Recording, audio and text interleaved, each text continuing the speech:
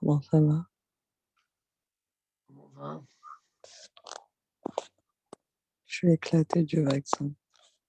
Bon, bien de avoir les choses rapidement. Toi, c'est que le premier pour l'instant. Ouais.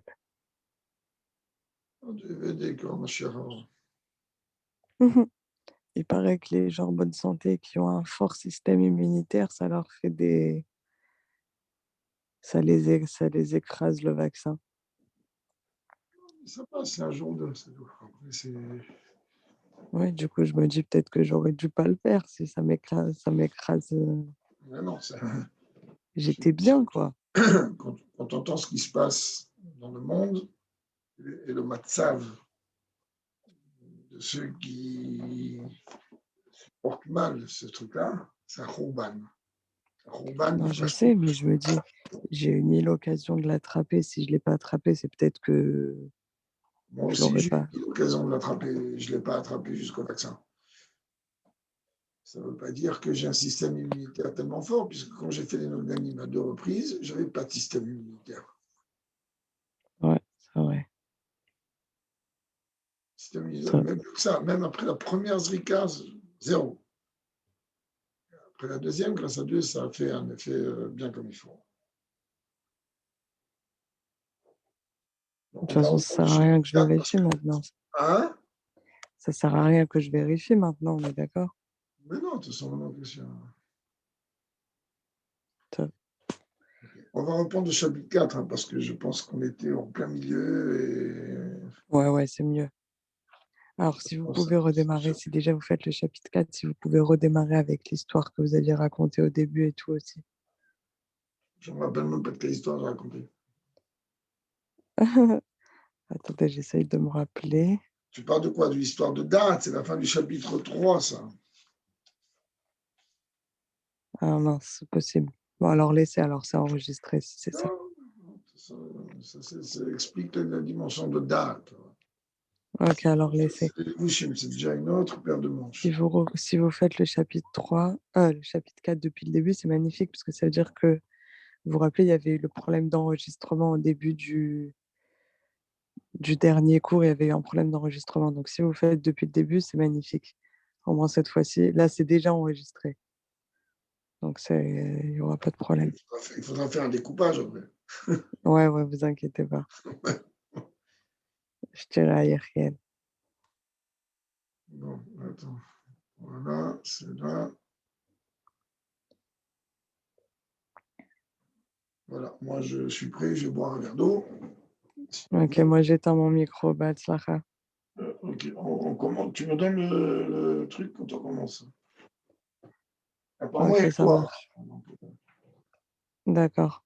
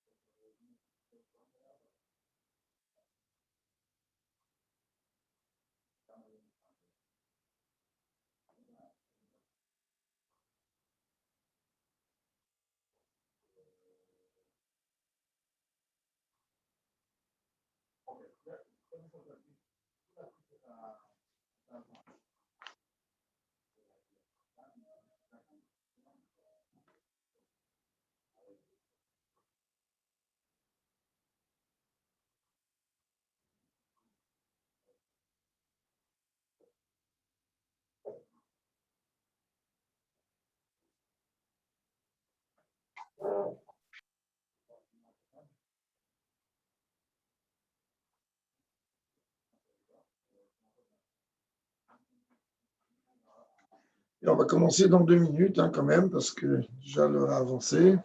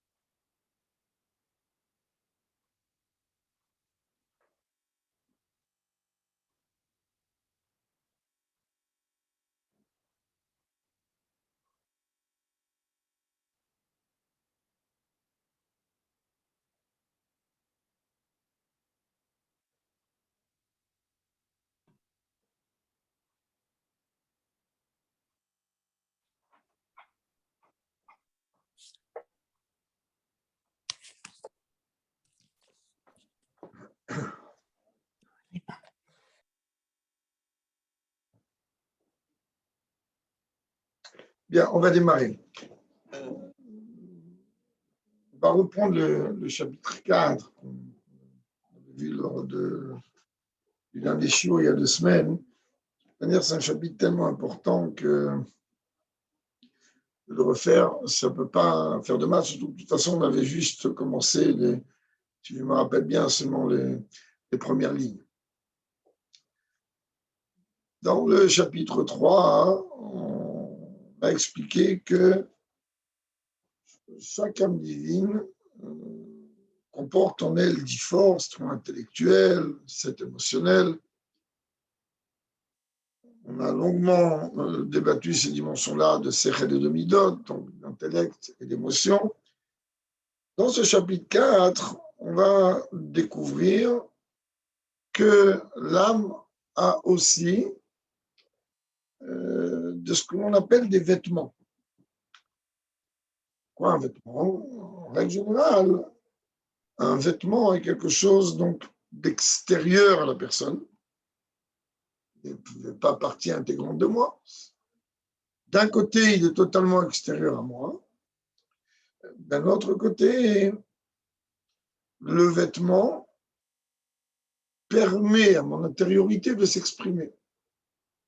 Ça veut dire qu'à travers ce vêtement, eh ben, on va pouvoir quelque part reconnaître un petit peu, définir un petit peu ma personnalité. De façon concrète, l'âme divine, elle est infiniment plus haute à la base que ses vêtements, puisque les vêtements, c'est quelque chose d'extérieur. Mais dans la Chassidut, dans la Kabbalah, on sait très très bien qu'il y a toujours une dimension supérieure à l'autre. Au milieu de ce chapitre, Admour Zaken va répondre à la fameuse question qu'il vaut mieux être quoi? Être un juif dans son cœur ou être un juif dans l'action.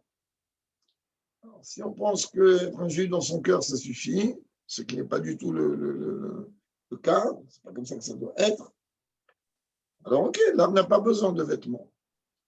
Mais si on comprend, comme le Tanya de ces derniers jours, dans le Chitat, que le Ikar, il est l'action, alors automatiquement, l'âme a besoin de ses moyens d'expression.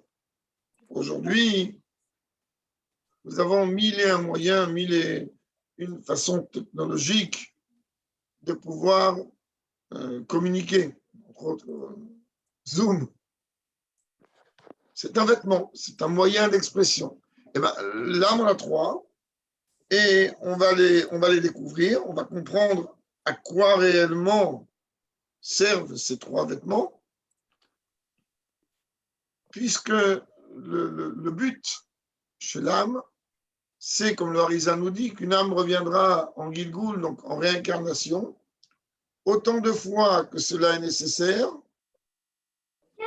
jusqu'à qu'elle puisse donc accomplir toutes les mitzvot en parole, pensée et acte. C'est-à-dire que la Neshama a besoin de s'exprimer. Pourquoi? Parce qu'elle comporte elle-même 613 canaux qui ont une relation, comme vous le comprenez, avec les 613 mitzvot. Mais ces 613 canaux qu'elle a en elle, si elle n'arrive pas à les mettre à exécution, en pratique, donc à les exprimer, à quoi ça sert? Donc de là, on est amené à déduire que ce que l'on va appeler les vêtements de l'âme, c'est quelque chose qui est en vérité beaucoup plus important que l'âme elle-même. Car sans ces moyens d'expression, ben, l'âme ne peut pas faire grand-chose. Dans les mots, il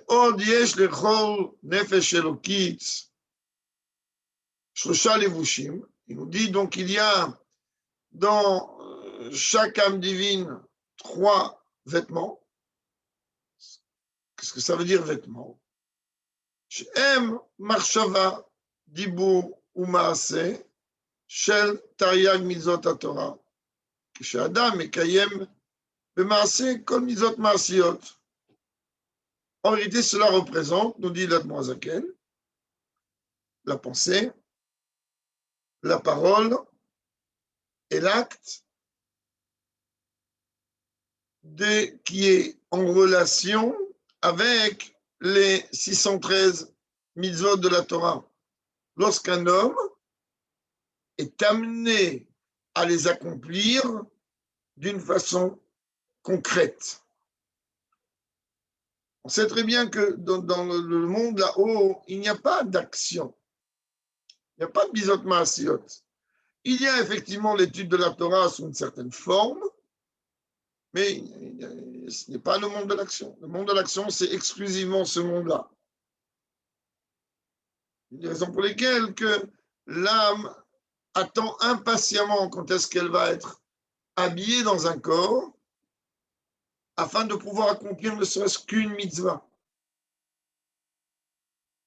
Donc, le fait que l'on utilise le terme vêtement, comme on l'a dit au début, ça vient bel et bien nous dire que ce sont quelque chose qui sont extérieurs à l'âme. Et qu'est-ce que ça va m'apporter de savoir que c'est quelque chose d'extérieur à l'âme? Eh bien, en vérité, ça va amener une réponse exceptionnelle, une réponse merveilleuse. Beaucoup de gens se disent, mais qu'est-ce que tu veux? Ben, je suis un homme nerveux. Alors, il m'arrive de me mettre en colère. On va dire, oui, mais tes pensées, tes paroles et tes actes sont quelque chose d'extérieur à l'âme, c'est-à-dire que ce sont des choses totalement contrôlables par l'âme.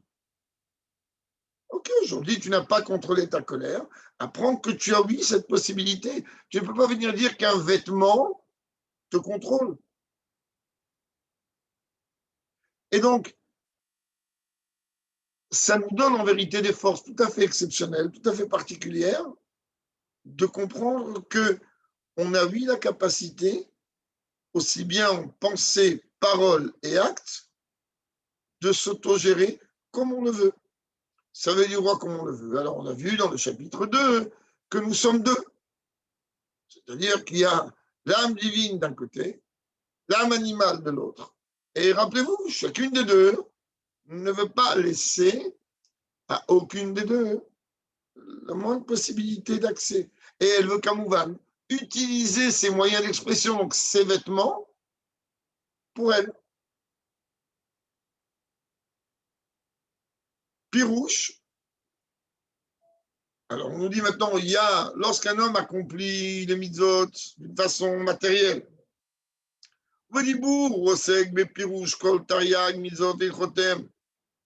et en parole, lorsque nous on est en train de faire quoi là? Nous sommes en train de parler de Torah.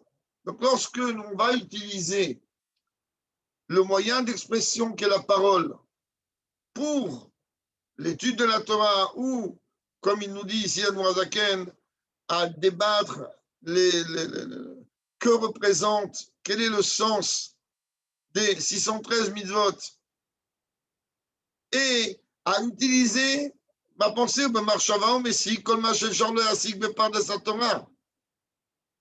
Regardez bien ce que Noazaken dit ici. Il dit quand tu vas étudier, tu ne vas pas seulement t'arrêter au sens élémentaire. Tu vas prendre un texte, tu vas le décortiquer, tu vas le comprendre, tu vas l'analyser, mais tu as le devoir de pousser ton intellect afin de pouvoir capter et comprendre tous les niveaux de la Torah concernant ton étude. Vous savez très bien que le mot pardes représente les initiales de pshat, le sens élémentaire, remez, le sens allusoire, drash, le sens du commentaire, et enfin, sod, qui représente les secrets de la Torah. Alors, il nous dit bien ici, tu vas utiliser ton intellect, ta pensée, à analyser, à approfondir ton étude, pas seulement au sens élémentaire, mais jusqu'au niveau le plus haut qui représente le sod. À ce moment-là, au moment où un juif étudie la Torah et qu'il utilise son intellect afin d'approfondir et de comprendre qu'est-ce que la Torah veut lui enseigner à travers cette mitzvah ou à travers cette étude ou à travers ce inyan-là, avec klalut tariag evare nafsho melubashim betariag mitzvot à Torah. Alors on nous dit tout simplement que les 613 membres de l'âme se trouvent à ce moment-là totalement habillés, enveloppés par les 613 mitzvot de la Torah. On va s'expliquer. L'âme est comparée à une entité qui est reliée avec sa source au travers de 613 cordes. C'est-à-dire que chaque mitzvah de la Torah a une relation avec, entre guillemets, un membre de l'âme. Donc l'âme a besoin que l'on puisse penser, parler et appliquer, comme il va le dire un petit peu plus loin, les 613 mitzvot de la Torah. Et lorsque l'on va, en vérité, parler, penser, appliquer les 613 mitzvot de la Torah, mais qu'en fait, on ne peut en faire que 612, et aujourd'hui, infiniment moins, eh bien, tout simplement, l'âme va retrouver toute sa raison d'être, tout le but pour lequel elle est venue dans ce monde. Ou bepratout, et d'une façon beaucoup plus détaillée, Prinat Rabat Benavsho Melumashot d'Asagat Torah. Dans le détail, il nous dit qu'est-ce que ça veut dire. Ça veut dire que ton intellect, Chabat, Roma, Binadat, il va être imprégné, habillé de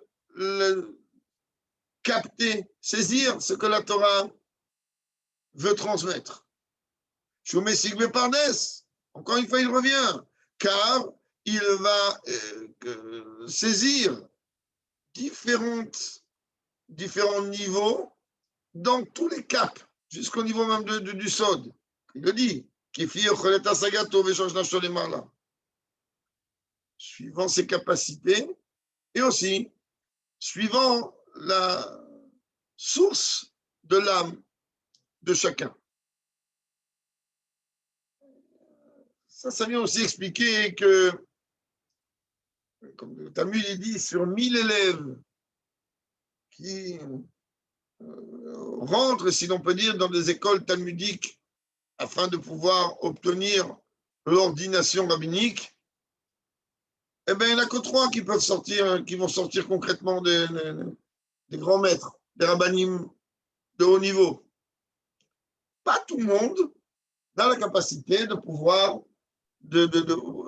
intellectuel en tout cas, de rentrer dans tous les niveaux. Donc, chacun doit faire avec ce qu'on attend de lui.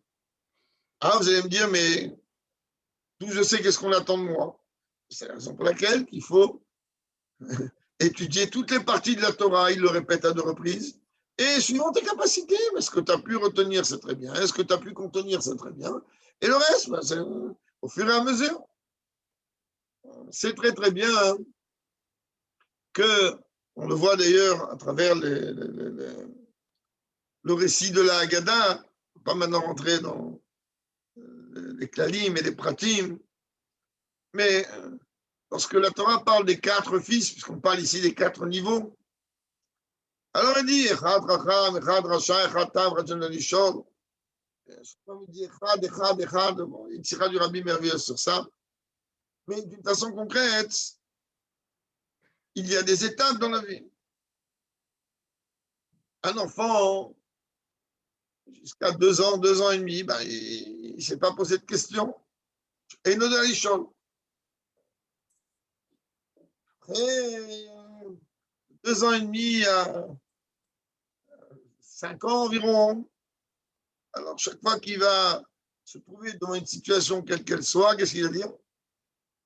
Papa, c'est quoi? Maman, c'est quoi? Papa, c'est quoi? Maman, c'est quoi? C'est ce qu'on appelle Tam Omer Mazot. Il va demander c'est quoi? Vous voyez bien qu'il y a des étapes. Alors au début, on ne s'est pas posé de questions, on écoute un cours. On est comme cet enfant de 2 ans et demi. On est là, on regarde, on écoute. Bon, après, on va grandir un peu plus. Mais là, on va commencer à poser des questions. Vous connaissez la blague, mais ce n'est pas du tout une blague. De cet enfant qui marche dans la rue avec son père. Et il y a un homme qui demande l'aumône. Alors l'enfant il dit, papa, c'est quoi? C'est qui cet homme? Le père dit, c'est un mendiant. Papa, c'est quoi un mendiant? C'est quelqu'un qui n'a pas de quoi subvenir à ses besoins. Et papa, pourquoi il ne subvient pas à ses besoins? C'est ça, non? C'est ça. Bazot. Il va poser une question, avec une demi-question, vous n'allez pas vous en sortir, il va en poser 10 000. Il y a des étapes dans la vie. Après, au niveau de rachat, de Raham, on ne va pas maintenant rentrer dans tout ça. Mais d'une façon concrète, ces niveaux-là de la Torah, ben, au début, on va se casser la tête avec le pshat. Au début, on va commencer la Torah qui est allée devant nous. On ne comprend pas, on comprend moins, on ne comprend rien. Après, on va rentrer dans le remez, on va commencer à poser des questions. Après, on va monter à un niveau beaucoup plus haut, le drash, jusqu'à quand aller au niveau du sod. Donc, c'est ce qu'il nous dit ici, chacun, en fonction de ses capacités, eh ben, va évoluer. Ce qui veut dire qu'on est exempté de rien. Chacun se doit de pousser son étude au maximum que cela lui est possible. Ça, c'est par rapport à quoi? Lorsqu'on parle du niveau de Chabad Shebenafsho, lorsqu'on parle du niveau intellectuel de l'âme, c'est-à-dire Chochma Binadat, sagesse, compréhension et connaissance. Mais ça ne s'arrête pas là. Ve'amidot, she'en ira ve'ava, be'anafem, be'todotem. Et concernant les attributs émotionnels, ce qu'on appelle les midot, vous savez très bien que le mot mida découle du terme dida. Ça veut dire quelque chose de limité, quelque chose que l'on peut mesurer.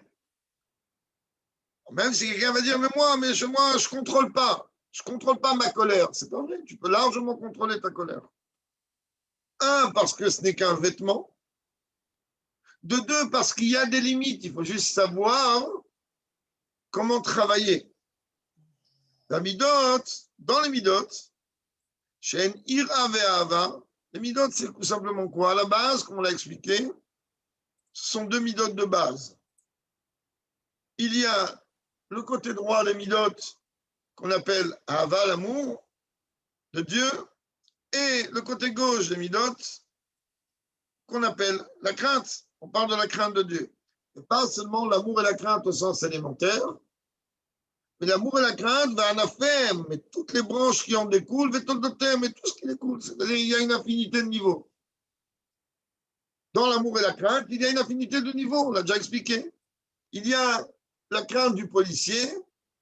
Je ne peux pas faire une avéra uniquement parce que j'ai peur pour ma femme, j'ai peur pour mes enfants. J'ai peur parce que j'ai un examen, j'ai peur parce que j'ai un permis de conduire à passer, j'ai peur parce qu'il y a un intérêt. Je veux dire une chose, et que l'on puisse craindre Dieu parce que, même que c'est le niveau le plus bas, alvaï. Ensuite, on a le niveau, on passe à l'extrême car il y a une infinité de niveaux. Niveau le plus haut qu'on a expliqué maintes fois, ce qu'on appelle Irat Boshet. C'est-à-dire qu'on craint Dieu uniquement, c'est le niveau que seuls les tzadikim peuvent atteindre, la honte, si l'on peut dire. C'est-à-dire prendre conscience de la grandeur de Dieu et de la petitesse de l'homme, et automatiquement, ça va mettre un décalage qui va engendrer une crainte, mais je répète, ça c'est uniquement pour les tzadikim. Pareil, au niveau de l'amour, je peux aimer Dieu parce que Baruch Hashem, il a donné la vie, la santé, l'argent, Avat Olam, comme on l'a expliqué. J'aime Dieu parce qu'il m'a comblé matériellement. Baruch Hashem, je n'ai pas de souci. J'aime Dieu. Ah, ça, aimer avec un intérêt, on dit c'est pas grave. Aime Dieu de cette manière-là, c'est pas grave. Petit à petit, tu vas arriver à l'aimer, tu vas grandir. On répète, c'est comme les quatre catégories des enfants, c'est comme les différents niveaux de l'évolution d'un enfant qui passe du cap de bébé à l'âge adulte. Et ces midotes, donc, de crainte et amour, et tout ce qui en découle, elles sont en vérité habillées dans l'application des mitzvot au sens concret du terme. À quoi ça sert que je vais étudier tous les niveaux les plus hauts d'une mitzvah? Je vais comprendre qu'est-ce que c'est que d'après la Kabbalah, l'importance de manger de la matzah. Waouh! Et je vais tout comprendre. Et je ne vais pas manger de la matzah. À quoi ça a servi ce que j'ai compris? Il faut que tu comprennes bien hein, que lorsque nous sommes en train de parler des midotes qui sont l'amour et la crainte, de ce qu'on découle, et ces midotes-là, elles doivent être habillées dans une action concrète. J'aime Dieu, donc je vais appliquer automatiquement ce que Dieu me demande. Je crains Dieu, comme il va le dire tout de suite. Alors dans ce cas-là, je vais m'éloigner de tout ce que Dieu interdit. C'est pas je t'aime, c'est bien. Ça ne marche pas comme ça. Alors, il dit d'abord dans l'action concrète. Oubedibour, et maintenant par rapport à la parole, c'est quoi la parole? Talmud Torah Keneget Kulam. L'étude de la Torah. Car l'étude de la Torah prime au-delà de tout. Car il faut savoir que l'amour de Dieu est tout simplement la source des 248 mitzvot positives. Umimena nimshachot, et d'Afka de ce niveau-là, elle découle. Ou bilada en la kiyum amiti. Et sans ça, on va s'imaginer qu'on a accompli des mitzvot. Ki amekayem be'emet ou aohev et shem Hashem. Vechatzel davka bo me'emet. Il dit parce que quelqu'un qui accomplit les mitzvot vraiment, ça veut dire quoi vraiment? Il dit tout simplement, c'est quelqu'un qui aime Dieu vraiment. Il n'y a pas forcément de logique dans l'accomplissement des mitzvot, même s'il y a des mitzvot qui sont des mishpatim et que l'on peut comprendre. On revient sur la matzah. Qu'est-ce que j'ai besoin de manger de la matzah? Qu'est-ce que j'ai besoin le soir de Pessah de boire 4 coupes de vin? Ok, je peux étudier tous les niveaux de ce que représente cette matzah, tous les niveaux de ce que représente ces 4 coupes de vin, toutes les différentes étapes du seder, qui sont en vérité des étapes merveilleuses, exceptionnelles. C'est toute une leçon de vie. N'oubliez pas que le soir de Pessah, c'est le moment de la naissance du peuple juif en tant que peuple, Akarat le Goy Mikerav Goy. Donc automatiquement, la Haggadah, c'est le guide de l'utilisateur de ce peuple. Donc toutes les étapes qu'il y a dans la Haggadah, chacune d'entre elles est reliée avec une coupe de vin, qui est reliée avec un langage de Géoula, etc. Je ne vais pas maintenant faire un show sur Pessah.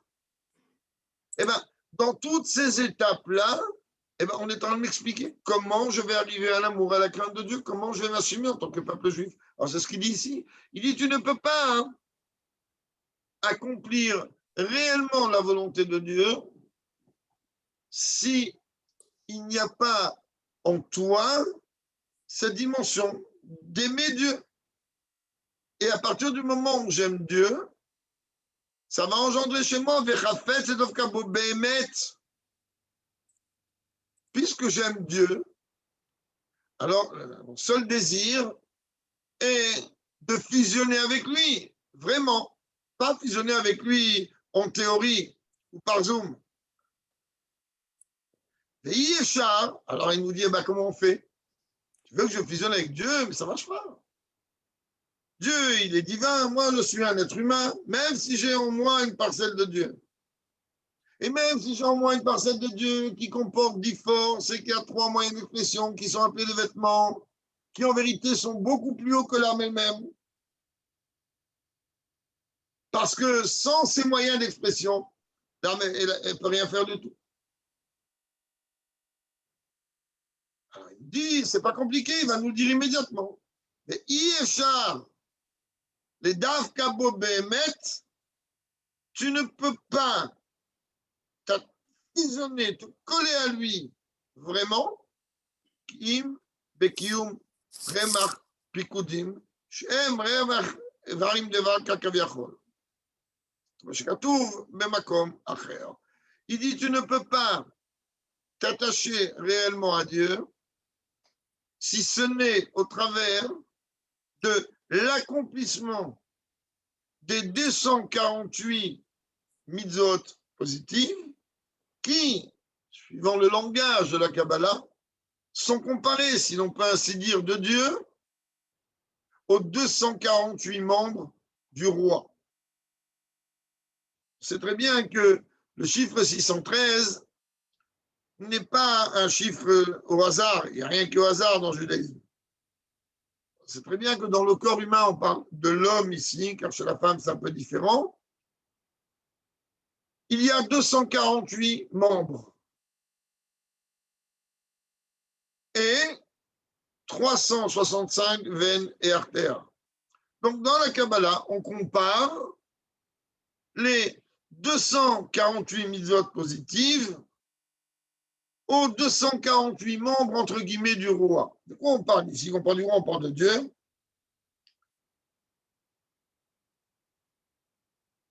De la même manière que chaque membre de mon corps a une utilité particulière. Les yeux, ils sont faits pour voir, les oreilles pour entendre, la bouche pour parler, ou si on prend l'exemple chassidique pour se taire, quand on ne doit pas parler, sinon on va l'utiliser pour la Torah. Vous connaissez très très bien cette histoire qu'on a répétée maintes et maintes fois, qu'il y avait un chassid, un man de foot of face, parce que chacune ici a déjà entendu parler de lui des dizaines de fois. C'est un homme qui a vécu le goulag, qui a vécu beaucoup de choses, et grâce à Dieu, il s'en est sorti. Un chassid d'une grandeur hors du commun.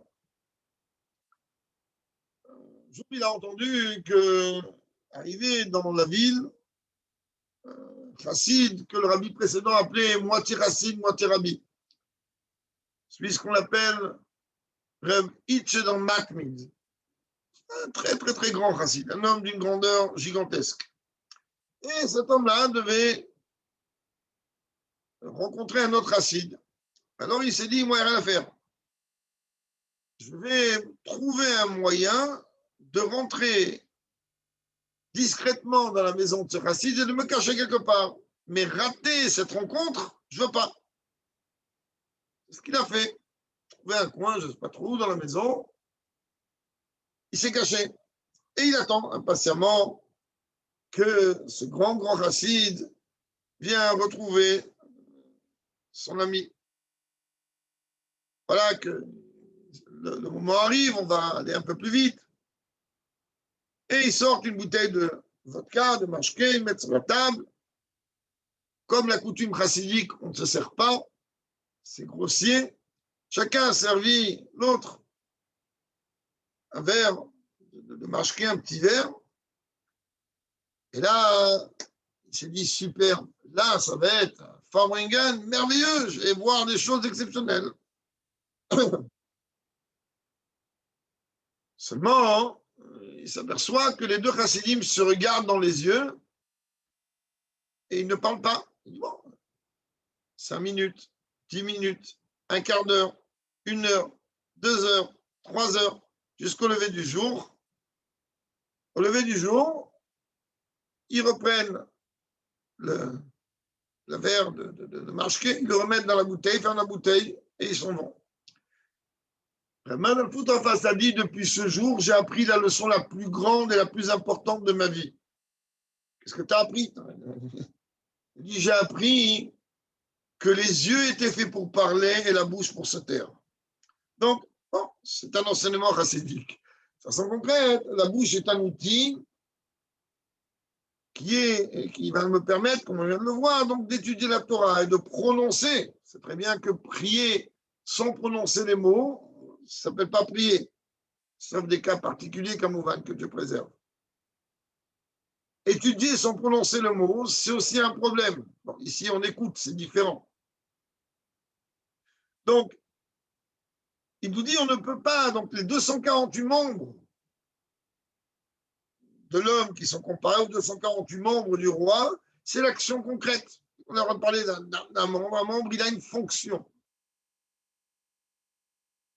Et, je quand on comme ça écrit ailleurs, Vahir Aïe, et la crainte de Dieu, c'est quoi? Elle est tout simplement Shoresh, les chassa, l'otaase. Elle est la source des 365 mitzvot que l'on appelle négatives, mais il n'y a rien de négatif ici, qui arrête, l'homme il arrive à une situation où il craint l'imrod il craint de se révolter, donc d'aller à l'encontre de Dieu.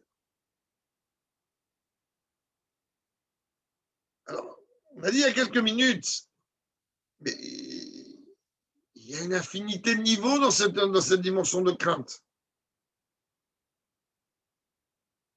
Si on comprend bien ce qu'on vient de voir jusqu'à maintenant, l'âme, elle veut s'exprimer entièrement dans le corps, pas seulement au niveau de l'action, c'est-à-dire que l'on va accomplir les mitzvot de la Torah, pas seulement au niveau de la parole, que notre bouche ne va pas être utilisée autrement que pour l'étude de la Torah et le fait certainement d'utiliser des paroles positives sur tout le peuple juif et ne pas khalil avechas, que ce que Dieu ne plaise, le contraire, que l'on ait tort ou pas tort.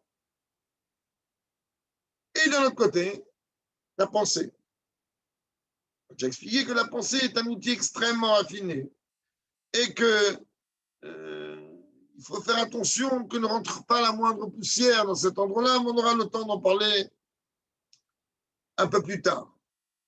Donc à partir du moment où l'âme va pouvoir s'exprimer à travers ces trois moyens d'expression, ce qu'on appelle trois vêtements, eh ben, l'âme est capable largement de les dominer, puisque ce ne sont que des vêtements. Mais n'oublions pas, puisque les termes sont extrêmement précis, n'oublions pas qu'un vêtement, il est vrai qu'il est totalement extérieur à l'homme. C'est vrai. Il ne fait pas partie de moi. Mais comme on l'a dit au début, c'est en vérité le moyen qui va permettre d'exprimer beaucoup de choses. Et Kamouvan, ces vêtements-là, ils doivent être le maximum que l'on puisse, propres au plus haut niveau. Ou bien il dit, jusqu'à présent, nous avons parlé de niveau courant, c'est-à-dire, on a expliqué, l'amour de Dieu au sens basique, la crainte de Dieu au sens basique, ou bien il dit, Oir apnimit miso, on a dit il y a quelques minutes, ou bien arriver à une crainte beaucoup plus profonde. Shemit boshesh migdulato. Ça veut dire que l'homme a honte et gêné face à la grandeur de Dieu. Marot enegvodo bela sotara be'enav kol toevat Hashem asher sané. On est gêné. Ce niveau-là, je te dis, c'est un niveau que seuls les grands maîtres sont capables d'accomplir, d'atteindre, pardon. C'est-à-dire une crainte où la grandeur de Dieu les imprègne d'une façon telle que ne peut même pas bouger d'humilité et de honte.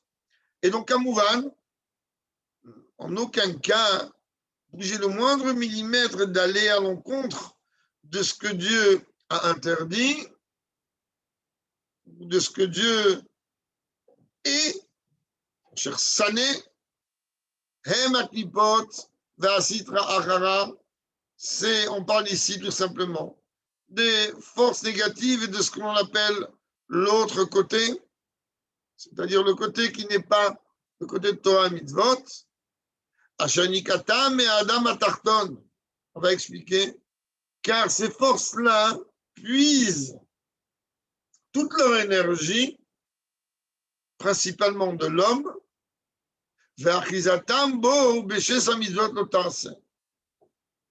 et toute leur existence de ces forces-là négatives proviennent justement de, lorsque l'homme, va Dieu préserve, aller à l'encontre des 365 mitzvot négatives.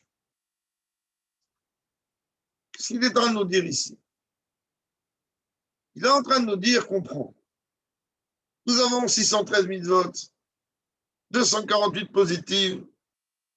Eh bien, à partir du moment où on accepte Dieu en tant que roi et que Dieu nous a choisis, c'est le lien de la sortie d'Égypte et du don de la Torah essentiellement. Par amour pour lui, par désir de fusionner avec lui, ben on va accomplir ce que Dieu demande. Maintenant, nous avons là le deuxième niveau, la crainte. La crainte, il y a des choses que Dieu a interdites. Ok, parce que moi, on me dit ne pas approcher quelque chose, ne pas toucher quelque chose. Je vais aller contre, je ne peux pas. Je crains Dieu. Et là, à la fin, il nous dit quelque chose de beaucoup plus fort. Il dit que tu comprennes bien. Qu'est-ce que ça veut dire que les interdits que Dieu a institués, ce sont des choses que Dieu est, Asher Sané. Qu'est-ce que Dieu il est? Hem Aklipot. Ces forces du mal, ces forces négatives. Ok, ben, devant des négatives, elles vivent leur vie. Dis non, tu n'as pas compris. Ces forces négatives, toute leur vitalité émane et découle de ton comportement. C'est-à-dire que lorsque toi, juif, tu vas à l'encontre, Dieu préserve, des 365 mitzvot négatives, ben, tout simplement, qu'est-ce que tu as fait? Tu as pris ton corps, paroles, pensées, actes, les moyens d'expression, tu les as mis au service de ces forces négatives et donc tu les as tout simplement nourris.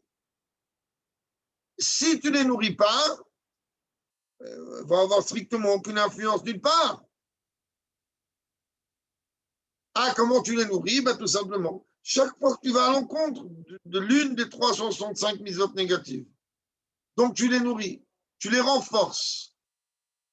Donc il nous dit, comprends bien que ces forces-là, hein, ce ne sont pas des forces qui sont plus fortes que toi-même, c'est toi qui leur donne à manger. Plus que ça, lorsque l'on étudie la Torah et qu'on a accompli les mitzvot, donc automatiquement, on est d'un niveau qui augmente jour après jour. Et donc, quand Dieu préserve, on va à l'encontre d'une des 365 mitzvot négatives. Et bien, tout simplement, on n'est pas en train de donner une cacahuète ou une pépite à ces forces du mal. On est en train de lui donner un steak bien gras. Pourquoi? Parce qu'on est nous-mêmes d'un niveau tellement grand, plus on s'élève et plus c'est comme ça.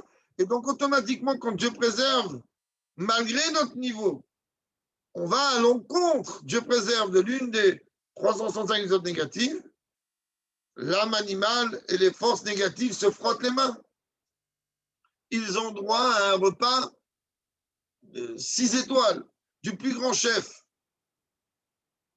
Donc, c'est ce qu'il est en train de nous dire. Il dit, comprends, c'est vrai que dans la crainte, il y a plusieurs niveaux.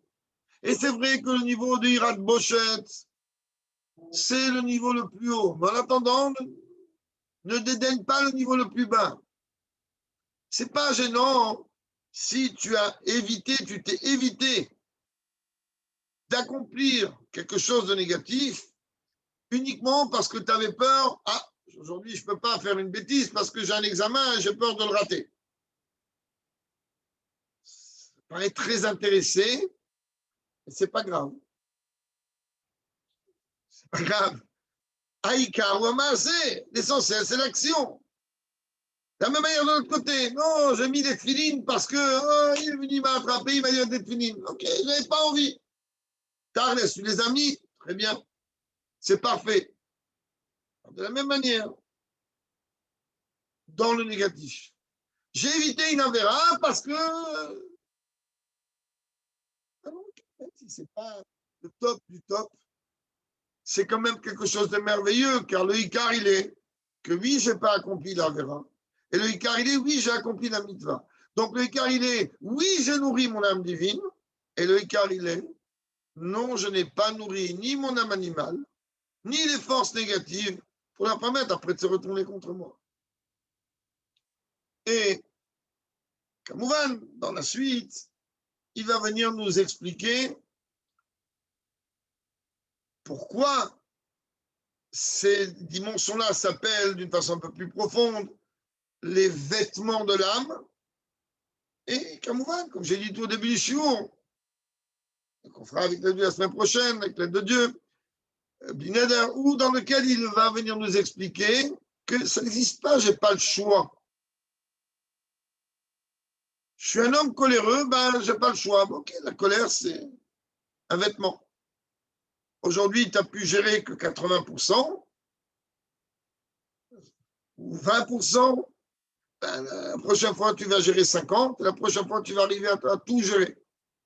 Alors que Dieu il fasse, surtout en ce jour, aujourd'hui, nous sommes le 25 Adar, 120e anniversaire. C'est très bien que se représente le chiffre 120 de la naissance de la femme du Rabbi, la Rabbi Tzemcha Mouchka. Et de la même manière, on sait très bien que le 25 Adar, suivant une opinion de la Torah, où le monde a été créé en Nissan, alors aujourd'hui, c'est le démarrage de la création du monde. On peut le voir un peu dans les allusions dans le Hayom Yom. Alors que Dieu fasse que son mérite protège chacun, chacune, et le Icar du Icar, que l'on puisse, avec l'aide de Dieu, mériter encore aujourd'hui même, puisqu'il représente la dimension de la création du monde. Il représente 120 ans de cela, c'est toute une œuvre. Alors qu'on puisse vivre aujourd'hui même la Géoula véritable et complète, avec le Rabbi à notre tête. תודה רבה רב. אמן, תודה רבה. Amen, Rav. אמן, qu'on dit toujours Mashiach. אמן. עכשיו. אמן, אמן, תודה רבה. תודה רבה.